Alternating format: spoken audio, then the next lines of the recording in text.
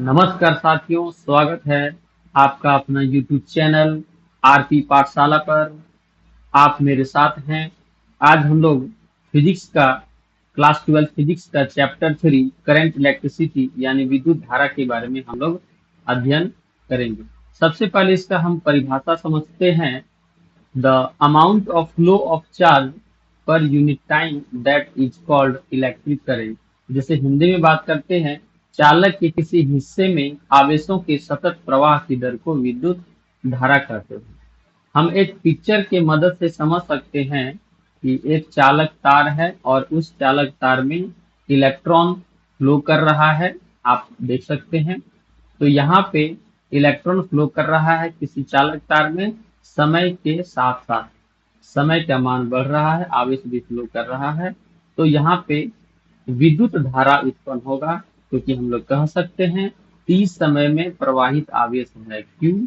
तो यूनिट समय में आवेश प्रवाहित हो जाएगा q by t. q by t is equal to I, I is equal to q by t. अब हम लोग पढ़ते हैं इंस्टेंटेनियस करंट के बारे में। If small charge flowing in small time interval through any wire, यदि किसी चालक में अल्प समय में अल्प आवेश प्रवाहित हो तो वहां पर तात्क्षणिक धारा उत्पन्न होती है। यानी तात्क्षणिक धारा को बनने के लिए, इंस्टेंटेनियस को बनने, करंट बनने के लिए बहुत कम समय में कम चार्ज फ्लो होना चाहिए। यदि बहुत कम समय में बहुत कम चार्ज फ्लो हो तो वहां पे इंस्टेंटेनियस करंट बनता है। जैसे कि हम एक फॉर्मूला के तरीके से समझ सकते हैं। I instantaneous equal to limit delta t tends to zero, delta q upon delta t equal to d q by d t. अब हम लोग ऐसा यूनिट समझते हैं, ऐसा unit of electric current that is capital A. इसका dimension capital A होता है। यानी तो उसको हम लोग ऐसे भी लिख सकते हैं M zero, L zero, T zero, A. Current is a scalar quantity. विद्युत धारा एक अदिश राशि है। हम लोग जानते हैं सदिश जब हम लोग पढ़ रहे थे तो वहां पर हम लोग बात किए थे कि विद्युत धारा के पास दिशा है, परिमाण है, उसके बावजूद भी ये एक अदिश राशि है। इसके पास डायरेक्शन है, इसके पास मैग्नीट्यूड है, उसके बावजूद भी ये एक स्केलर क्वांटिटी है। क्यों? क्योंकि electric current law of vector addition को फॉलो नहीं करता है, सदिश के योग के नियम का पालन नहीं करता है, जिस कारण यह एक अदिश राशि है, यह एक स्केलर क्वांटिटी है।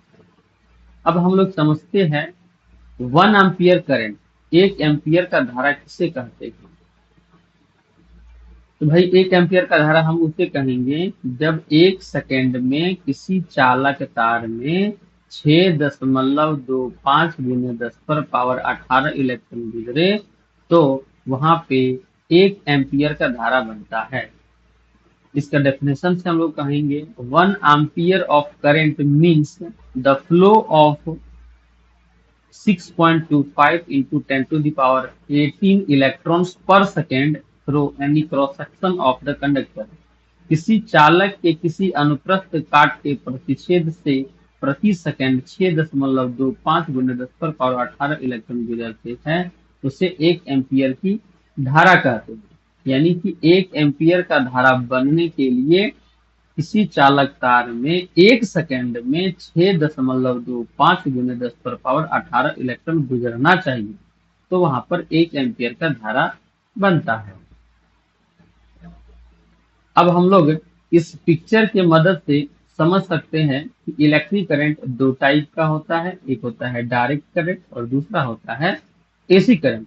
डायरेक्ट करंट में इस एनिमेशन के थ्रू से हम लोग समझ सकते हैं कि चार्ज फ्लो हो रहा है कॉन्स्टेंटली एक ही डायरेक्शन में, इसका मान और दिशा नहीं बदलता है। और एसी करंट में हम लोग देख सकते हैं इस एनिमेशन के थ्रू इसका परिमाण और दिशा, इसका मैग्नीट्यूड और डायरेक्शन समय दर समय इसका मान चेंज करते रहता है। डीसी मतलब डायरेक्ट करंट, एसी मतलब alternating current. DC direct current, Hindi में उसे कहते हैं दिष्ट धारा। एसी अल्टरनेटिंग करंट, जिसे हिंदी में कहते हैं प्रत्यावर्ती धारा। दोनों को अलग अलग तरीके से फिर से समझना यहाँ चाहेंगे ग्राफ के थ्रू, जिसे परिभाषा के तौर पे हम लोग बोल सकते हैं if constant current flow through wire. एक चालक तार है और उस चालक तार में करंट का मान कांस्टेंट फ्लो हो, करंट कांस्टेंट बने, तो वहां पर जो करंट होता है उसे हम लोग डायरेक्ट करंट कहते हैं। किसी चालक तार में नियत धारा प्रवाहित हो, इसका मान न बढ़ता हो न घटता हो, वहां पर डायरेक्ट करंट उत्पन्न होता है। जैसे इस ग्राफ में देख सकते हैं आई और टी वर्सेस ग्राफ में इस समय का मान बढ़ रहा है, मगर समय का मान बढ़ रहा है मगर धारा का मान नहीं बढ़ रहा है। धारा का मान नहीं बढ़ रहा है। समय आगे बढ़ते बढ़ते बढ़ते बढ़ते रहा है, बट धारा का मान नहीं बढ़ रहा है। तो हम लोग कह सकते हैं कि यहाँ पे जो धारा बनेगा, करंट बनेगा, डायरेक्ट करंट बनेगा, डिस्क धारा बनेगा। डिस्क धारा डायरेक्ट करंट का सिंबल कुछ इस तरह से है, एक प्लस एक माइनस। तो इसका सिंबल कुछ इस तरह से है। हम लोग आगे देख सकते हैं अल्टरनेटिंग करंट।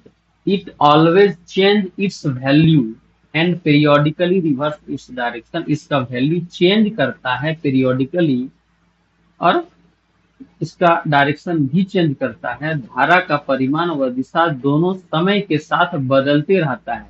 समय बढ़ते चलते जाता है, मगर विद्युत धारा का मान बढ़ते बढ़ते मैक्सिमम हो जाता है, फिर मैक्सिमम से घटते घटते जीरो, फिर जीरो से घटते घटते मिनिमम, फिर मिनिमम से बढ़ते बढ़ते जीरो। यानी कि इसमें परिमाण, मैग्नीट्यूड और डायरेक्शन दोनों चेंज होता है। इसका सिंबल कुछ इस तरह से दिखाया गया है, आप यहाँ पर देख सकते हैं। तो आज का क्लास यहीं तक रहा। Okay, thank you.